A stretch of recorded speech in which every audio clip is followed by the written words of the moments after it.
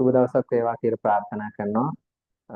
ආදරණීය ඔයගොල්ලෝ සියලු දෙනාටම අද අපි සම්බන්ධ වෙලා ඉන්නේ අපේ ඒකක පුනරීක්ෂණ පාඨමාලාවේ 9 වෙනි පේපර් එකත් එක්ක අපි වැඩි වෙලා ගන්න නැතුව බලමු 9 වෙනි පේපර් එකේ මොනවද තියෙන ප්‍රශ්න කියලා.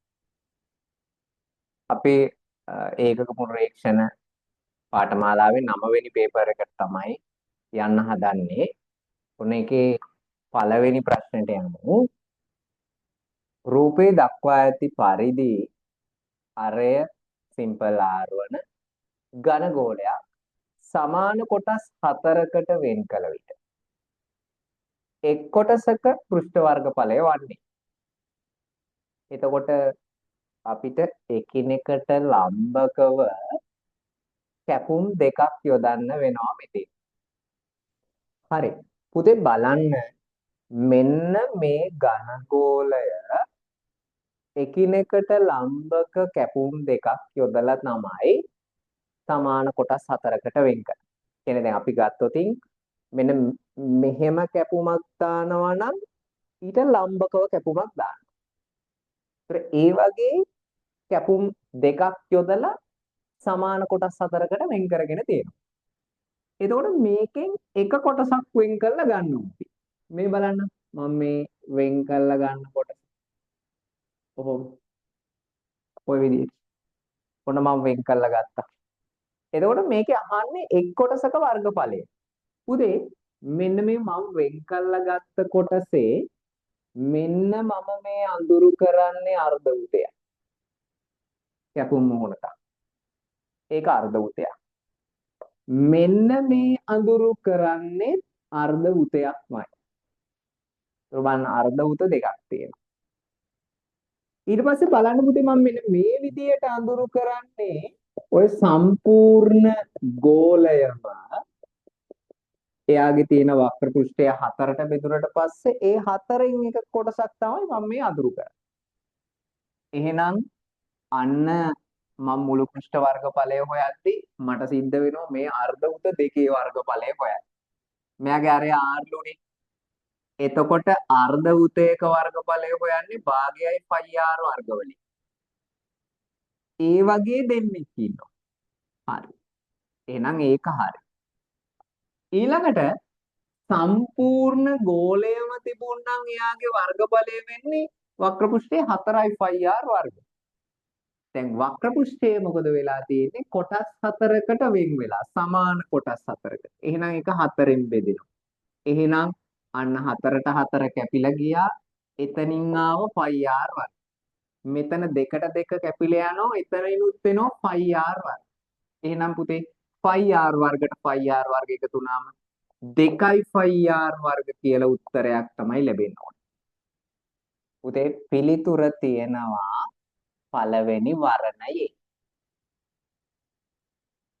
යමු දෙවනි ප්‍රශ්නෙට. ABCD යනු පැත්තක දිග 7 සෙන්ටිමීටර් බැගින් සමචතුරස්‍රයකි. එහි අඳුරු කළ වර්ගඵලය දැක්වෙන පිළිතුර තෝරන්න. පුතේ අපි බලමු. මෙන්න මේ වගේ රූප සටහනක් තමයි දීලා තියෙන්නේ. පුතේ දැන් මෙන්න මේ සමචතුරස්‍රය. බලන්න එයාගෙන් මෙන්න මේ වෘත කේන්ද්‍රික ඛණ්ඩය ඉවත් කරොත් මෙතන 90යිනේ.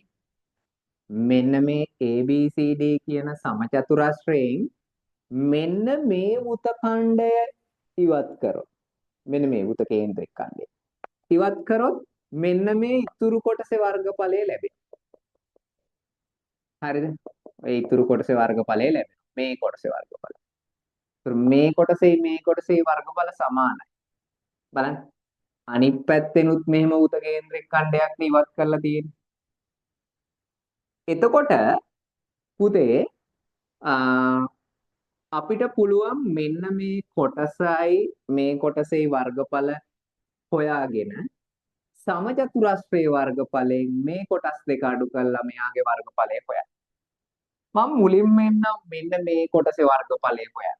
මම ඒක A1 කියලා ගන්න.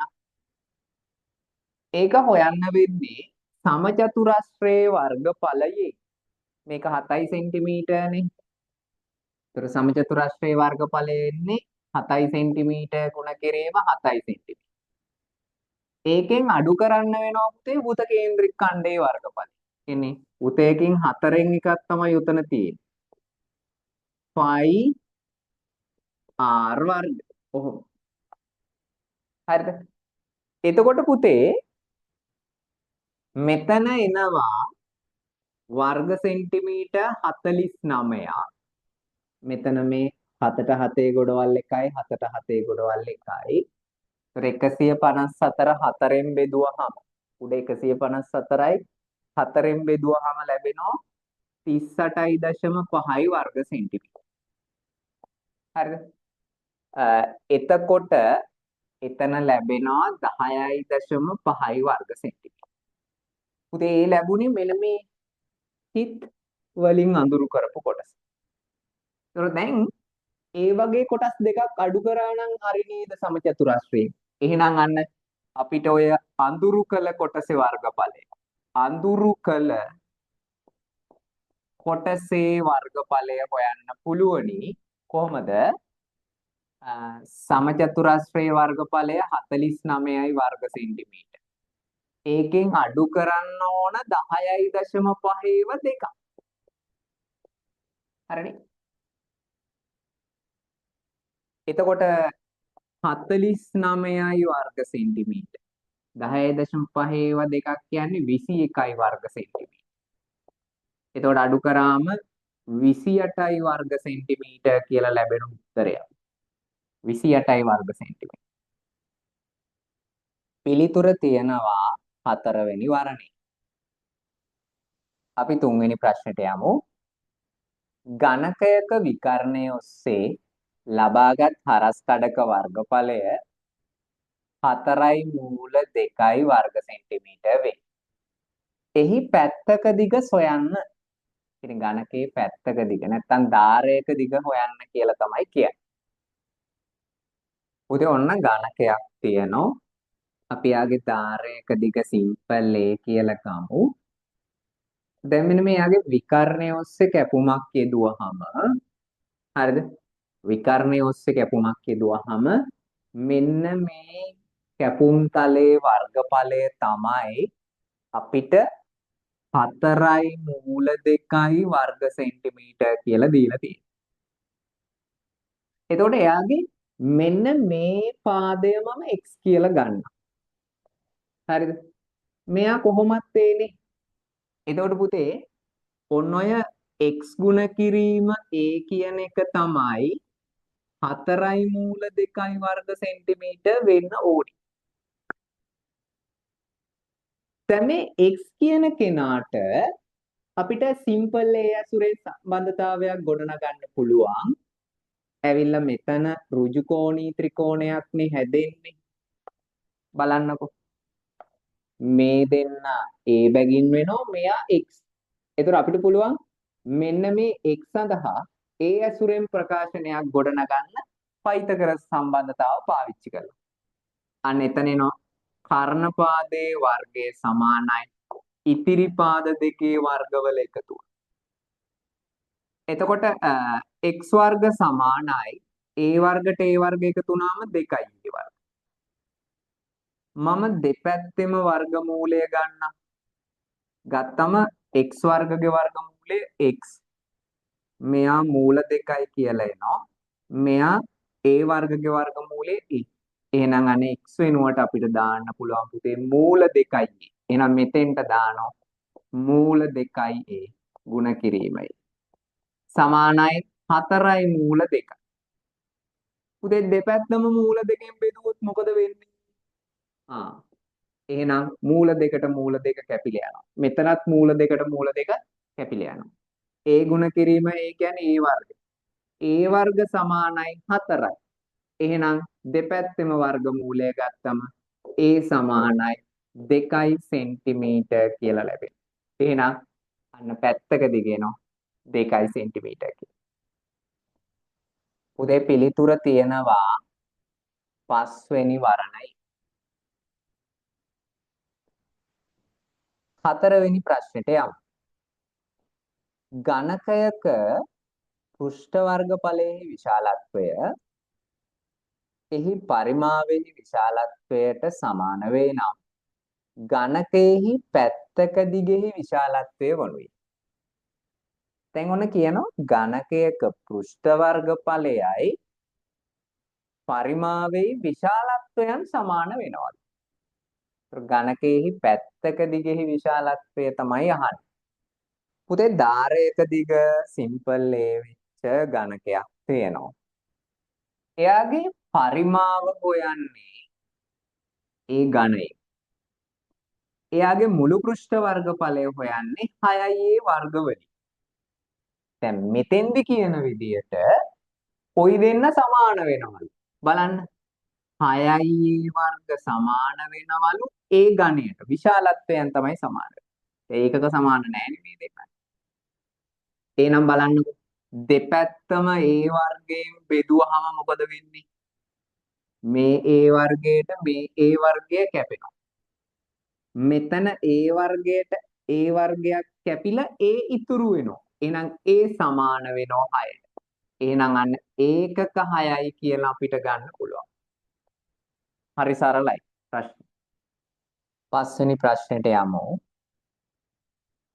උස ඒකක දෙකක් වන වෘත්තාකාර ඍජු සිලින්ඩරයක් තුල හරි අර්ධයකින් උසට ජලය පිරී ඇත. අරය ඒකක 3ක් වන ගෝලයක් ඒ තුලට දැම්මේ. සිලින්ඩරයේ සම්පූර්ණයෙන්ම ජලයෙන් පිරේ. සිලින්ඩරයේ අරය වනුයේ. එතන පොඩි සංශෝධනයක් කරනවා. මම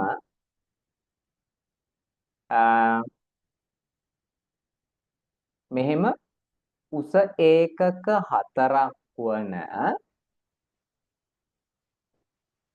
වෘත්තාකාර ඍජු සිලින්ඩරයක් තුල හරි අර්ධයකින් උසට ජලය පිරී ඇත. අරය ඒකක 2ක් වන ගෝලයක් ඒ තුලට දැමීමෙන් සිලින්ඩරය සම්පූර්ණයෙන්ම ජලයෙන් පිරේ. සිලින්ඩරයේ අරය වනුයි. අරය R කියලා ගමු සිලින්ඩරේ. එයාගේ උස ඒකක 4යි. දැන් මෙයාගේ අර්ධයක් පිරීලා තිබ්බා. මෙන්න මේ ගෝලය දැම්මම මේ ජල මට්ටම උපරිමයක් දක්වා එනවා. ඒක ඔයාලා හිතන්නකෝ මේ හිස් අවකාශය සම්පූර්ණ මෙයා දැම්මම පිරුණා නම් මේ හිස් අවකාශයේ පරිමාව ගෝලයේ පරිමාවට සමානයි. එහෙනම් හිස් අවකාශ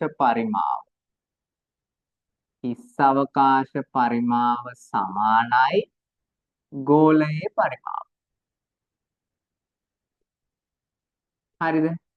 ඒතර හිස් අවකාශය කියන්නේ සිලින්ඩරයක්. එතන තියෙන සිලින්ඩර අවකාශයක්. එතන අපි ගන්න ඕන 5R වර්ග H. ගෝලයේ පරිමාව ගන්න වෙන්නේ 3න් 4යි 5R ගණේ. ඒතර මේ පැත්තේ 5R වර්ග H සමානයි 3න් 4යි 5R ගණේ ගත්තම දෙපැත්තම 5 ගෙන් බෙදුවොත් 5ට 5 කැපිලා යනවා. පුතේ මෙතන අරය තමයි අපි හොයන්න යන්නේ R වල. H කියන්නේ ඒකක 2යි. ඇයි සම්පූර්ණ ඒකක 4ක් තියෙනවා දැන් හිස් අවකාශයේ ඒකක 2යි. මෙතන 3න් 4යි R ඝණය කියන්නේ 2 ගුණ කිරීම 2 ගුණ කිරීම 2. 2යිනේ.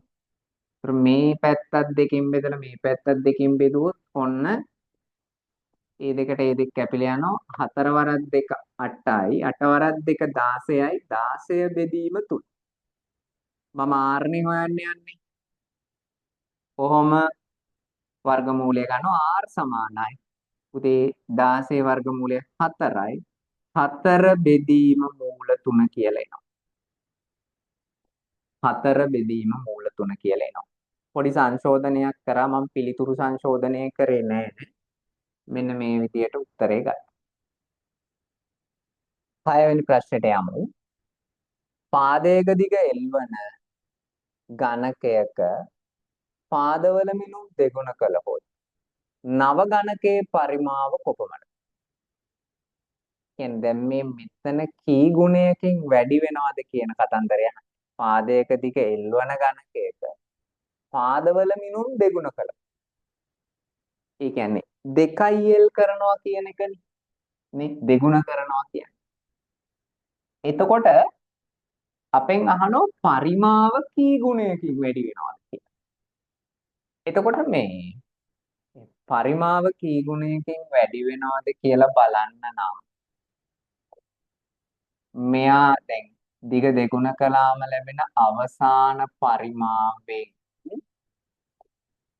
ආරම්භක පරිමාව බෙදන්න. ආරම්භක පරිමාව බෙදනවා. එතකොට තමයි අපිට කී ගුණයකින් පරිමාව වැඩි වුණාද කියලා එන්නේ. කොහොමයි දැන් මේ අවස්ථාවකදී පරිමාව හොයන්නේ? පැත්තක දිග ගුණ කිරීම, පැත්තක දිග ගුණ කිරීම, පැත්තක දිගින්. ඒ කියන්නේ ඒ ගණයෙන් තමයි ගන්න. පුතේ එතකොට මෙන්න දැන් මෙයා දෙගුණ කරාම එන්න ඕනේ 2L ගුණ කිරීම 2L ගුණ කිරීම 2L. ආරම්භක අවස්ථාවේදී L ගුණ කිරීම L ගුණ කිරීමයි. සරල වෙනවනේ. එන්නේ L ට L. මෙතන L ට මෙතන L. ගොඩවල් එක බැගින්. මෙතන L ට මෙතන L. ඉරයට ඉතුරු වෙන්නේ 1. ඉර උඩ ඉතුරු වෙනවා දෙවරක් දෙක 4යි 4 වරක් දෙක 8යි. 8 බෙදීම 1. ඒ කියන්නේ 8 ගුණයකින් වැඩි වෙනවා. 8 ගුණයකින් වැඩි වෙනවා. පිළිතුර 5 වෙනි වරණය 8 ගුණයක් වේ.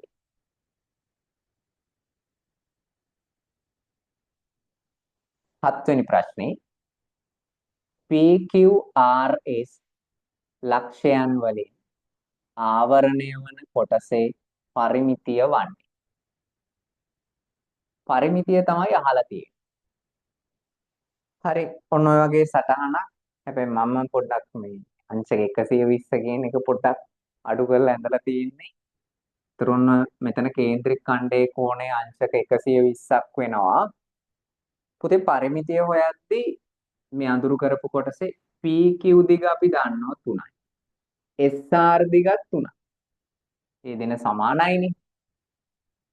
එතකොට අපිට අලුතෙන් හොයාගන්න වෙනවා මෙන්න මේ S1 කියන ඡාප කොටසයි S2 කියන ඡාප කොටසයි.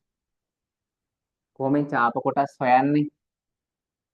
අපි දන්නේ අංශක වලින් මේ කේන්ද්‍රික ඛණ්ඩයේ කෝණය 360ම θ 2πr වලින් තමයි හොයාගන්න වෙන්නේ. හරිද? මෙතන උත්තර ෆයි ඇසුරෙන් දීලා තියෙන හින්දා ෆයි තියාගමු. 360න් 120 2πr අරයට දාන්න වෙන්නේ මේ S1 හොයනවා නම් අරය 1යි. ඒතර බලන්න 120ට 120 ගොඩවල් 1යි 360ට නම් 120 ගොඩවල් 3යි.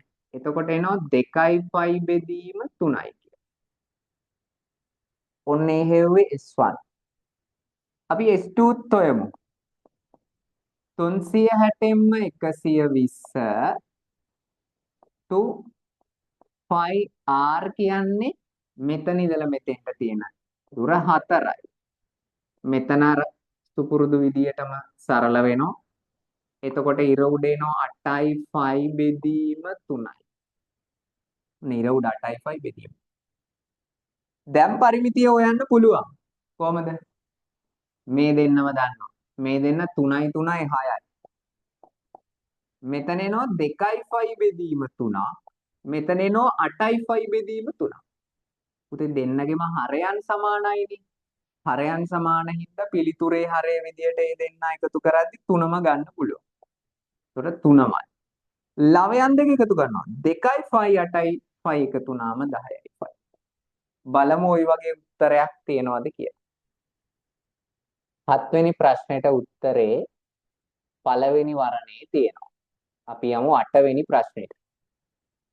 ගෝලයක් සමාන කොටස් දෙකකට කැපූ විට පෘෂ්ඨ වර්ගඵලය වැඩි වන ප්‍රතිශතය වන්නේ. පුතේ උතන සමග නෙවෙයි සමාන කොටස් දෙකකට කියලා හැදෙන්න ඕනේ. අපි යමු ප්‍රශ්නෙට. හරි පුතේ. මේකේ අහන්නේ පෘෂ්ඨ වර්ගඵලය වැඩි වන ප්‍රතිශතයනේ. එතකොට මෙන්න මේවා තමයි ඕනේ. වැඩි වූ පෘෂ්ඨ වර්ගඵලය ආරම්භක පෘෂ්ඨ වර්ගඵලයෙන් බෙදලා 100%න් ಗುಣ කරා නම් ඔය ප්‍රශ්නේ අහපු උත්තරේ තමයි එන්නේ. බලන්නකෝ. ආරම්භක පෘෂ්ඨ වර්ගඵලය වෙන්නේ මුලින් තිබ්බේ මේ ඝන ගෝලය. එයයිගේ අරය r නම් එහෙනම් පෘෂ්ඨ වර්ගඵලය ලැබෙන්නේ 4යි πr වර්ගය. හරිද? ඊට පස්සේ පුතේ මෙන්න මේ වැඩි වන පෘෂ්ඨ වර්ගඵලය වෙන්නේ මේ අපි හිතමු පත්තක ගෙඩියක් දෙකට කැපුවා කියලා. පත්තක ගෙඩියක් දෙකට කැපුවොත් කැපුම් මුහුණත බැලුවොත් දෙපැත්තට වෙන් වෙනෝ කැපුම් මුහුණක් දෙකක්. එයා රතු පාට පැති දෙකක්. ඒතර ඒ දෙන්න තමයි වැඩි වෙන්නේ. ඒ දෙන්න වෘත්තාකාර පෘෂ්ඨ දෙකක්. එහෙනම් දැන් මෙහෙම කැපුමක් දැම්මොත් මෙන්න මේ වගේ වෘත්තාකාර මුහුණක් දෙකක් අලුතෙන් එකතු වෙනවා. ඒතර වැඩි වෙන්නේ අන්නේ දෙන්න. එහෙනම් πr වර්ග වෘත්තයක වර්ගඵලය ඒ වගේ දෙන්නේ තමයි වැඩි වෙන්නේ. ಗುಣ කිරීම 100%. එතකොට πr වර්ගයට πr වර්ග කැපිලා යනවා. දෙවරක් 100 200යි 204න් බෙදුවම 150. එහෙනම් ඔන්න ඔය විදියට උත්තරේ ගන්න පුළුවන්. පිළිතුර තියෙනවා 4 වෙනි වරණයි.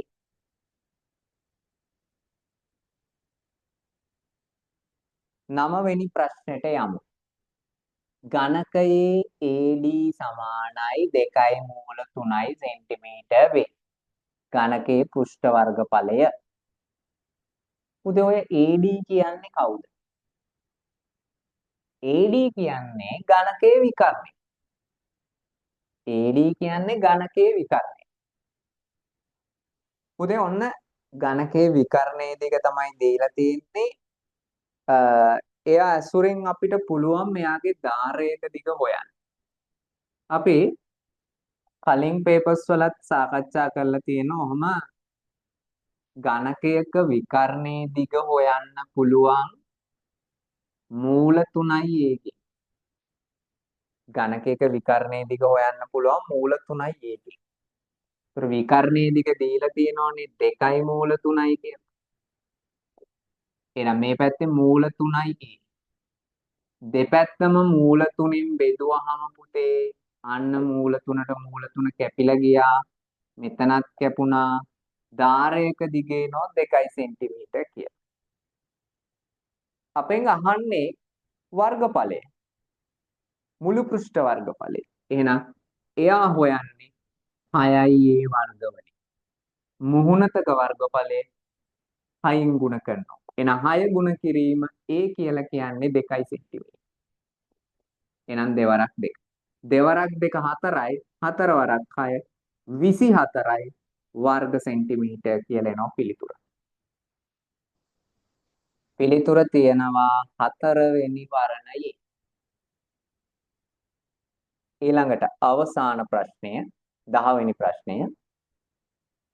x යනු ධන නිකිලයක් විට පහත දැක්වෙන ඍජුකෝණී ත්‍රිකෝණයේ වර්ගඵලය වර්ග ඒකක වලින්.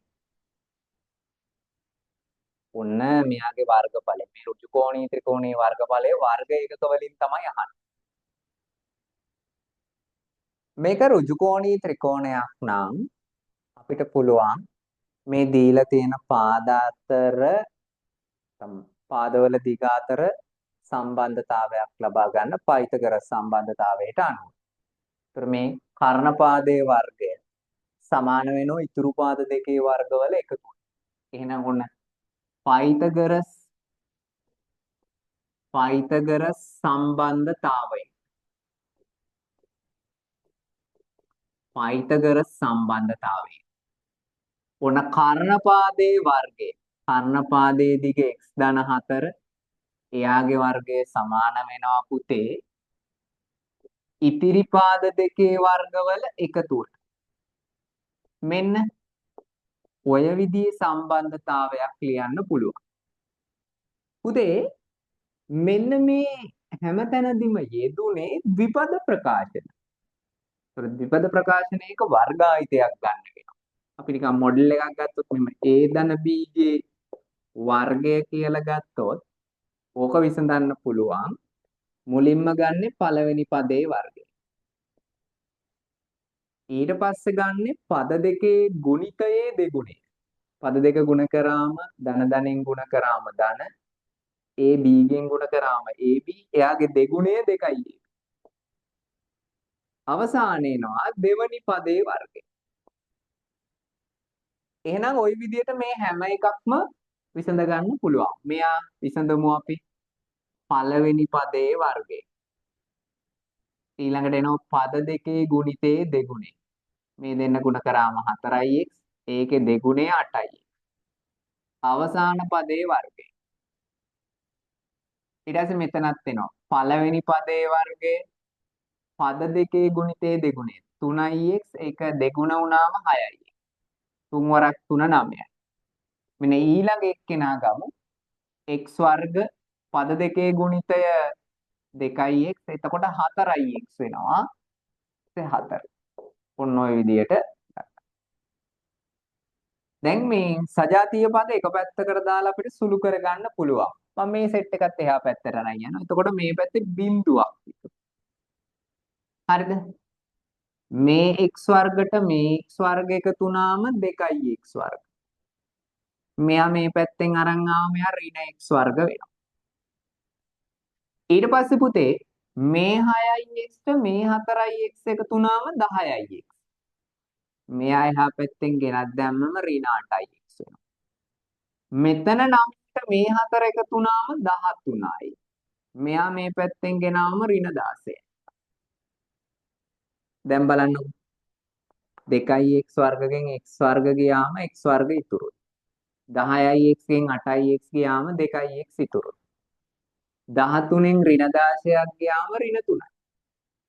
ඔන්න ඔහම අපිට ඉතුරු වෙනවා වර්ගජ සමීකරණය. දැන් මේ වර්ගජ සමීකරණය විසඳනකොට අපිට පුළුවන් ලේසි ක්‍රමයක් පාවිච්චි කරන්න. මෙතන මම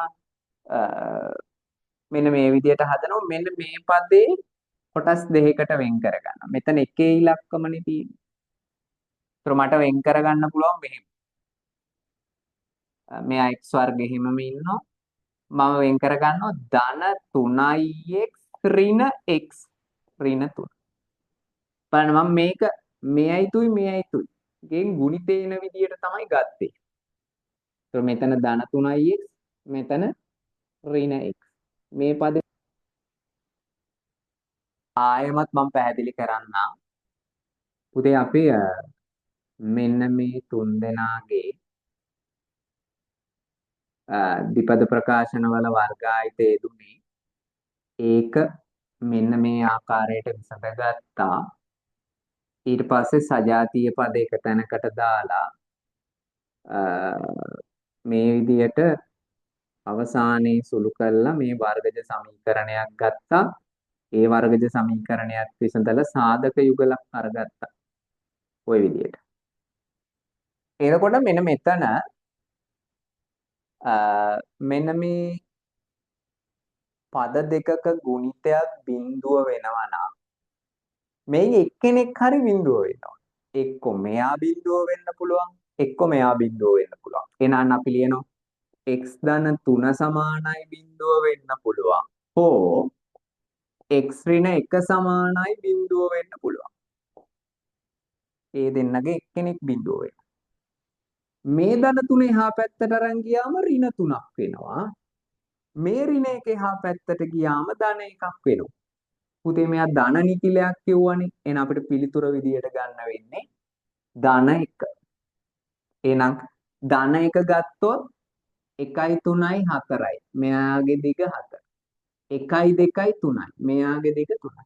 එහෙනම් පුළුවන් නේද වර්ගඵලය හොයන්න. කොහමද? වර්ගඵලය හොයන්නේ භාගය ගුණ කිරීම ආධාරක පාදයේ ගුණ කිරීම ලම්බ උසේ. එහෙනම් භාගය ආධාරක පාදයේ විදියට ගන්නව 3 ලම්බ උස විදියට ගන්නව 4. එහෙනම් 12 බෙදීම 2 කියන්නේ වර්ග ඒකක 6යි. වර්ග ඒකක 6යි. වර්ග ඒකක 6යි. වර්ගඵලය. පිළිතුර තියෙනවා දෙවනි වර්ණයේ. පුතේ ඔන්න අද දවසට සීමිත ප්‍රශ්න 10 සාකච්ඡා කරලා අවසන්. ලබන සතියේ අපි 10 වෙනි පේපර් එක දානවා. ඒකත් එක්කත් සම්බන්ධ වෙන්න. දිගටම ඔයාලට මේ ඒකක පුනරීක්ෂණයත් එක්ක සම්බන්ධ වෙන්න පුළුවන්. අපේ YouTube channel එක subscribe කරලා ඒකත් එක්ක හැමදාම සම්බන්ධ වුණොත් එහෙනම් හැමෝටම සුබ දවසක්.